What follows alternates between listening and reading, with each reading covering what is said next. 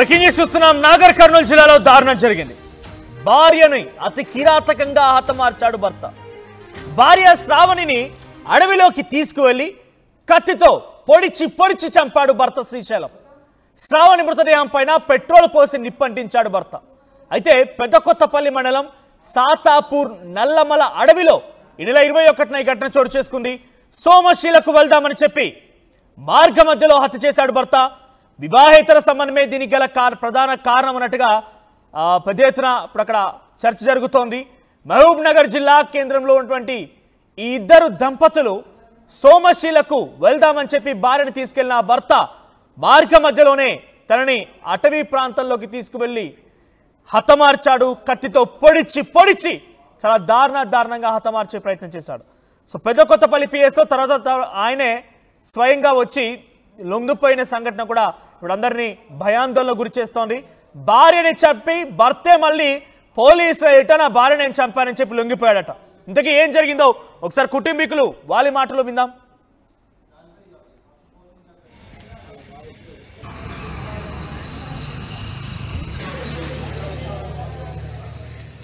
గురువారమే miss అయింది మా పాప శ్రావణి.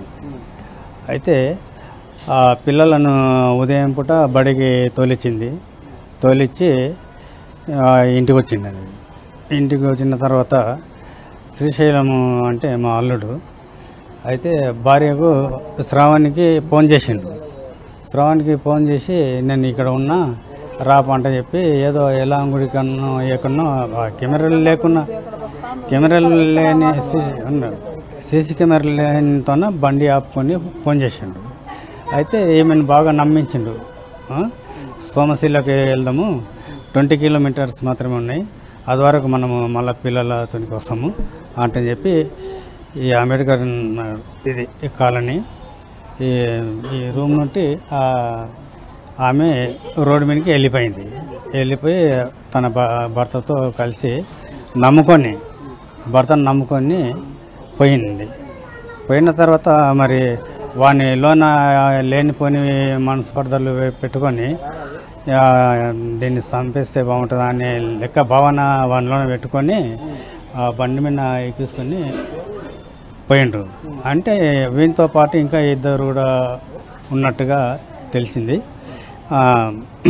అట్లా సోమశీలకు తీసుకుపోకుండా మరి ఏది పెద్దకొత్తపల్లి అడవిలో తీసుకుపోయి రోడ్డుకు దానికి 1 కిలోమీటర్ దూరంలో లోపలికి తీసుకొని పోయి ఆ అడవిని చూస్తే మనకే చాలా భయంకరమైన అడవి ఉంది. వాని ఊరికి దగ్గర అవుతుంది. అయితే ఆ వాని ప్లేస్లకు అక్కడ తీసుకుపోయి ఆమెను కత్తితోన ఇక్కడ 3 ఇంచులు దిగింది. అయితే కత్తితో కత్తిపోటు పొడిచిన తర్వాత వద్దు శివ అంటని చెప్పి మా పాప శ్రావణి అడుకున్నాక చేయి ఇట్లా పెడితే అంటే ఆ కత్తితోనే మళ్ళా ఇక్కడ పడింది, ఈ కన్నుకు పడి ఇక తర్వాత ఓని ఉంటుంది కదా, ఆ ఓని మెడకు చుట్టి ఇద్దరు ముగ్గురు కలిసి బిగ్గిత టైట్గా చుట్టి చంపిన తర్వాత గొంతు కోసిండు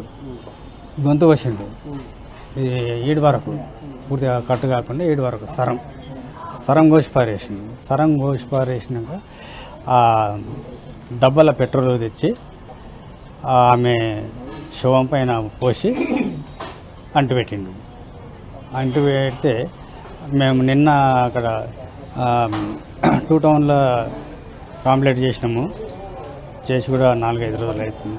నిన్న తెలిసింది. ఈ నాగర్కర్నూలు ఈ లింగాల ఎస్ఐ ఫోన్ చేసిండ్రు మాకు, ఈ పెద్దకొత్తపల్లి ఎస్ఐ ఫోన్ చేసిండ్రు. నీ పేరు ఏం పేరు అంటే నా పేరు చిన్నయ్య.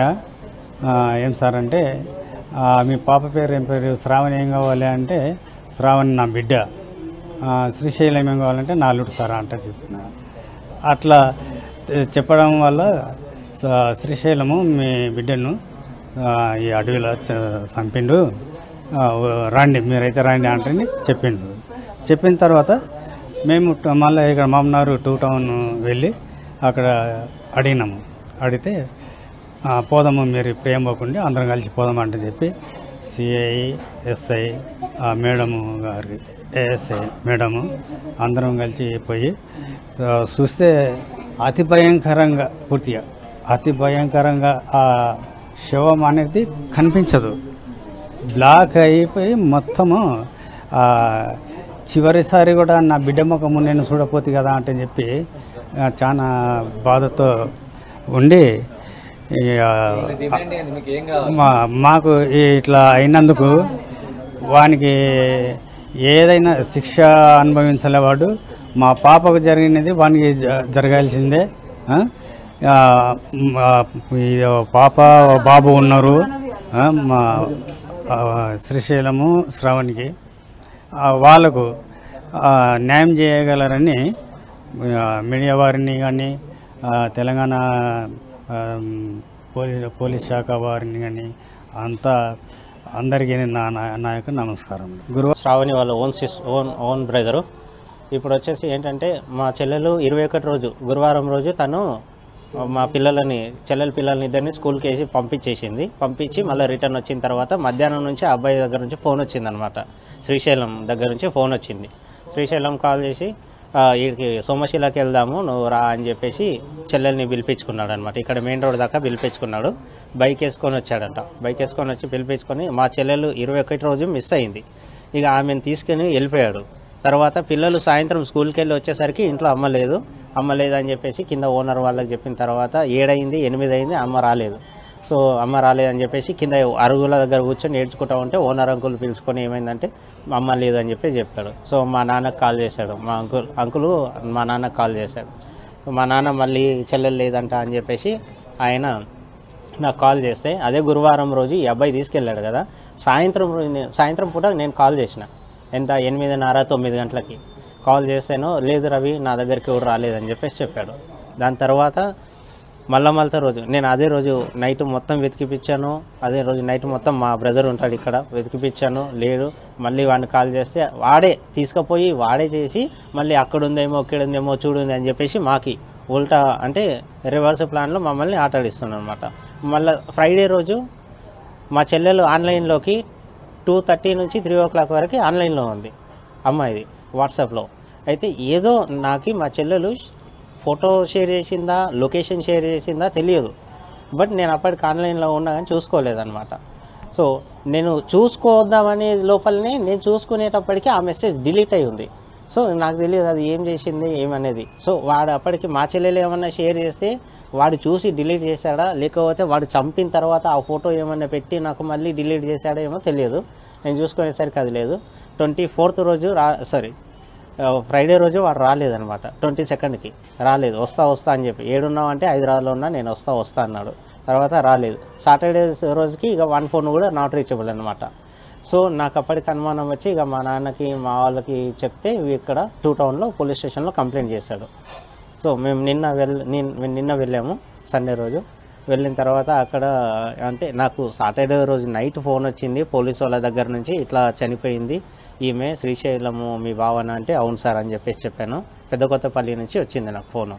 సో వీడు బాబు ఆ అమ్మాయిని మర్డర్ చేశాడంట, చంపేసిన అని చెప్పేసి వీడు వచ్చి పోలీస్ స్టేషన్లో సరెండర్ అయ్యాడు అంటే సార్ ఉంచండి నేను వస్తున్నా అని చెప్పేసి నేను బయలుదేరి నేను మా నాన్న మా ఫ్యామిలీతో పాటు నిన్న వెళ్ళి అక్కడ వెళ్ళాము. ఇంతకుముందు అంటే ఈ అబ్బాయి అనుమానించేవాడు సార్, బాగా అనుమానించేవాడు. ఎట్లా అంటే ఎవరితోనో ఏదైనా ఆ అబ్బాయి దగ్గర నుంచి ఫోన్ వచ్చింది అంటే ఫస్ట్ రింకే ఎత్తాలి నాది, ఎందుకు ఫోన్ ఎత్తుతలేవు అని చెప్పేసి మళ్ళీ అట్లా టార్చర్ చేయడము కుట్టడము ఇది చేయడం మొదలుపెట్టాడు. 1 జనవరికి నాకు డబ్బులు కావాలి రవి, నాకు ఒక 1000 అయ్యి అంటే నా దగ్గర కూడా లేవు బావా చూద్దాంలే అని చెప్పాను. మీ అన్న జాబ్ చేస్తాడు, మీ అన్న దగ్గర డబ్బులు లేవా, నాకు 1000 రూపాయలు వేయడా మీ అన్న, నేను 1000 రూపాయల మనిషిని కాదా అని ఆ రోజు నైట్ ఆమెను 10 గంటల నుంచి కొట్టడం స్టార్ట్ చేస్తే 2 గంటల వరకు కొట్టాడు. ఫుల్ కొట్టాడు ఆ అమ్మాయిని, ఫుల్ కొట్టి బాగా ఇది చేశాడు. ఈ అబ్బాయి వెల్డింగ్ పని చేస్తాను అని చెప్పేసి చెప్తాడు సార్ హైదరాబాద్లో. సార్ నా డిమాండ్ ఏంటంటే నా చెల్లెలకి అన్యాయం జరిగింది, నా చెల్లెల్ని ఎట్లయితే వాడు చంపాడో అదే విధంగా వానికి కూడా జరగాలి. మాకేంటంటే వానికి శిక్ష పడాలి, కంపల్సరీ శిక్ష పడాలి. ఆ చెల్లెలకి చిన్న పిల్లలు ఉన్నారు, 2 పిల్లలు, ఆ పిల్లలకి న్యాయం జరగాలి. అండ్ వానికి నాన్ బెయిలబుల్ వారంటీ ఇప్పించాలి సార్. బెయిల్ అసలు రాకూడదు. వాడు బెయిల్లోకి వెళ్ళి బయటికి వస్తే మా ఫ్యామిలీకి ప్రాణగండం ఉంది. ఆ పిల్లల్ని కూడా ఏమన్నా చేస్తాడనేది భయం ఉంది. సో ఆ పిల్లల ఫ్యూచర్ గురించి నా తాపత్రయం మొత్తం ఏంటంటే వాని ఏదైనా వాని పిల్లలు కాబట్టి ఇప్పుడు మేము రెస్పాన్సిబిలిటీ తీసుకొని మా దగ్గర ఉంచుకుంటాము. కానీ ఆ పిల్లలకు ఫ్యూచర్లో మొత్తం అన్యాయమే జరిగింది కదా, తల్లి లేదు తండ్రి లేదు. ఆ పిల్లల పోషణ ఏంటి, వాళ్ళ విధానం ఏంటి, వాళ్ళ స్టడీస్ ఏంటి అనేది మాకు అంటే ఆ పిల్లలకి న్యాయం జరగాలి సార్ అని మనస్ఫూర్తిగా మీడియా మిత్రులను కోరుకుంటున్నాను. రైట్, ఇది తల్లిదండ్రులు చెప్తున్న మాట. మా ప్రతినిధి మణికంఠ కూడా ఫోన్లో సిద్ధంగా ఉన్నారు. మణికంఠ, అసలు ఏం జరిగింది? తన భార్యని ఇంత కిరాతకంగా సోమశీలకు వెళ్ళామని చెప్పి ఆ మార్గ మధ్యలో అటవీలోకి తీసుకువెళ్ళి కత్తితో పొడిచి చంపి స్వయంగా భర్తే పోలీసులు ఎటు లొంగిపోయాడు. ఏంటి అసలు, ఎందుకు భార్యని ఇంత ఘోరంగా హతమార్చాల్సి వచ్చింది? మనోజ్, కట్టుకున్న భర్తే భార్యను అత్యంత కిరాతకంగా పొడిచి చంపి ఆ తర్వాత పెట్రోల్ తో అంటించినటువంటి ఘటన మహబూబ్నగర్ జిల్లాలో కలకలం రేపుతున్నటువంటి పరిస్థితి. ఎవరైతే పెదకొత్తపల్లి మండలం సాతాపూర్ గ్రామ సమీపంలోని అడవి ప్రాంతంలో ఈ నెల 21వ తేదీన భర్త శ్రీశైలం భార్య శ్రావణిని అత్యంత కిరాతకంగా చంపేసి పెట్రోల్ పోసి తగలబెట్టడం జరిగింది. ఆ తర్వాత 2-3 రోజుల పాటు వారి కుటుంబ సభ్యుల్ని కూడా నమ్మిస్తూనే అసలు శ్రావణి ఎటుపోయింది నాకు కూడా తెలియదు అంటూ కూడా వారి కుటుంబ సభ్యులతో మాటలు కలిపినటువంటి శ్రీశైలం సడన్ గా ఫోన్ స్విచ్ ఆఫ్ చేసుకోవడం జరిగింది. ఈ నేపథ్యంలోనే 21వ తేదీన శ్రావణి కనిపించకుండా పోయిన నేపథ్యంలో మహబూబ్నగర్ పట్టణంలోని 2 టౌన్ పోలీస్ స్టేషన్ లో శ్రావణి తల్లిదండ్రులు ఫిర్యాదు చేయడం జరిగింది. ఈ కేసులో ఇన్వెస్టిగేషన్ చేస్తున్నటువంటి నేపథ్యంలో ఒక్కసారిగా శ్రీశైలమే నిన్న సాయంత్రం ఏదైతే పోలీస్ స్టేషన్ కి వెళ్లి లొంగిపోయినటువంటి పరిస్థితి, తన భార్యను తానే చంపేసినటువంటి విషయాన్ని కూడా పోలీసులకు తెలియజేసినటువంటి పరిస్థితి. ఈ నేపథ్యంలోనే పోలీసులు శ్రావణి తల్లిదండ్రులకు సమాచారం ఇవ్వడం జరిగింది. అక్కడికి ఘటనా స్థలానికి తీసుకెళ్లి శ్రావణి తల్లిదండ్రులను కూడా శ్రావణి మృతదేహాన్ని చూపించడం జరిగింది. మొత్తానికి చూసుకున్నట్టయితే శ్రావణికి 2014 సంవత్సరంలో పెళ్లైనట్టుగా తెలుస్తుంది. ఆ తర్వాత కొంతకాలం పాటు శ్రీశైలం శ్రావణి ఇద్దరు కూడా అన్యోన్యంగానే ఉన్నారు. వీరికి 2 పిల్లలు కూడా ఉన్నారు. ఆ తర్వాత కొంతకాలానికి వీరి మధ్యలో మనస్పర్ధలు ఏర్పడి కొన్నేళ్ల పాటు ఇద్దరు కూడా దూరంగా ఉంటున్నారు. భర్త శ్రీశైలం హైదరాబాద్ లో వెల్డింగ్ పనులు చేస్తూ ఉన్నట్టుగా తెలుస్తుంది. భార్య శ్రావణి మాత్రం మహబూబ్నగర్ పట్టణంలోనే ప్రైవేట్ ఉద్యోగం చేస్తూ అక్కడనే ఉంటున్నటువంటి పరిస్థితి. ఈ నేపథ్యంలోనే గత కొంతకాలంగా వీరిద్దరి మధ్యలో గొడవలు ఉంటున్నటువంటి నేపథ్యంలో గత 6 నెలల నుంచి మళ్ళీ మాటలు కలిశాయి. ఇద్దరు కూడా మాట్లాడుకుంటూ ఉంటున్నట్టుగా తెలుస్తుంది. అయితే 6 నెలల నుంచి కూడా మళ్ళీ భార్యపై అనుమానం మొదలైంది భర్త శ్రీశైలం అంటూ కూడా శ్రావణి తల్లిదండ్రులు చెప్పుకొస్తున్నారు. ఎందుకంటే గతంలో వీరిద్దరి మధ్యలో గొడవలు రావడానికి ప్రధాన కారణం కూడా భార్యని నిత్యం అనుమానిస్తూ ఉండేవాడు, నిత్యం వేధిస్తుండేవాడు భర్త శ్రీశైలం అంటూ కూడా శ్రావణి తల్లిదండ్రులు కావచ్చు, శ్రావణి బ్రదర్ కూడా తెలియజేస్తున్నటువంటి పరిస్థితి. ఈ నేపథ్యంలోనే శ్రావణిపై మరింత అనుమానం పెంచుకున్నటువంటి శ్రీశైలం ఒక్కసారిగా 21వ తేదీన తనని చంపాలనేటటువంటి ప్లాన్ వేశాడు. అందులో భాగంగానే సోమశిల వెళ్ళిద్దామంటూ కూడా భార్య శ్రావణికి నమ్మబలికి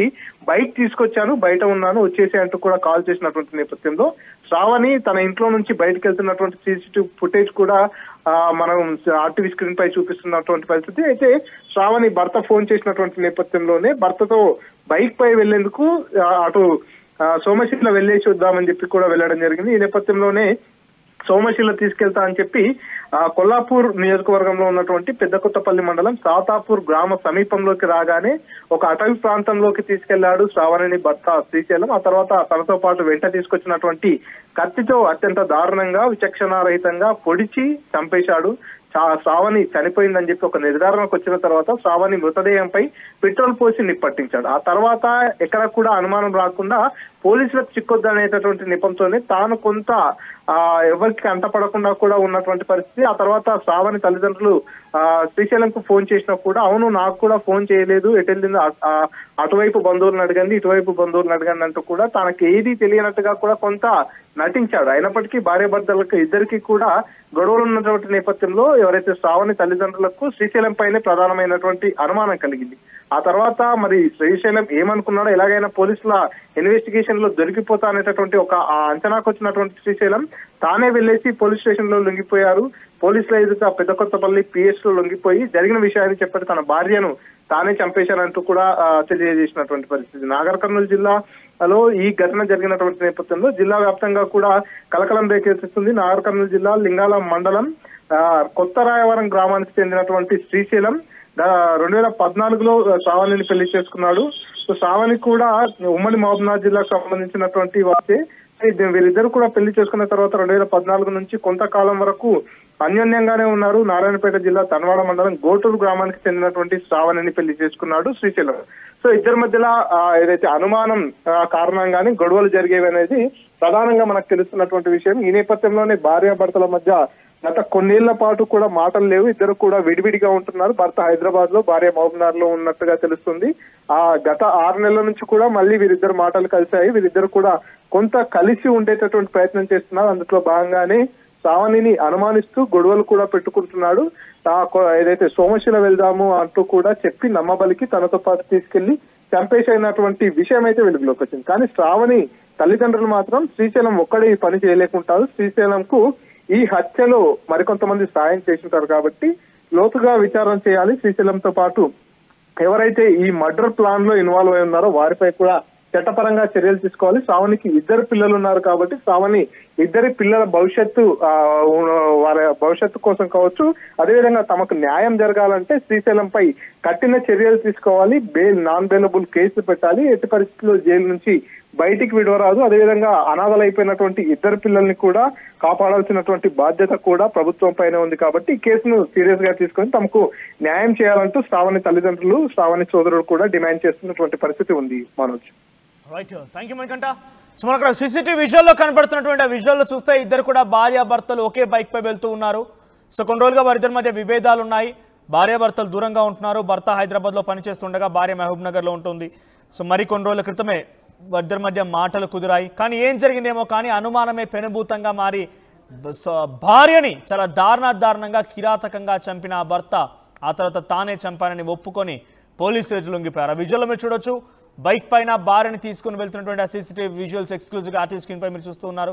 సో మహబూబ్నగర్ జిల్లా కేంద్రంలో నివాసం ఉంటున్నారు అటు భార్య శ్రావణి, భర్త మాత్రం శ్రీశైలం ఇక్కడ హైదరాబాద్లో పనిచేస్తున్నాడు. సో వివాహేతర సంబంధమే ఈ హత్య గల ప్రధాన కారణమై ఉంటుందనేది పెద్ద ఎత్తున అనుమానం వ్యక్తమవుతోంది.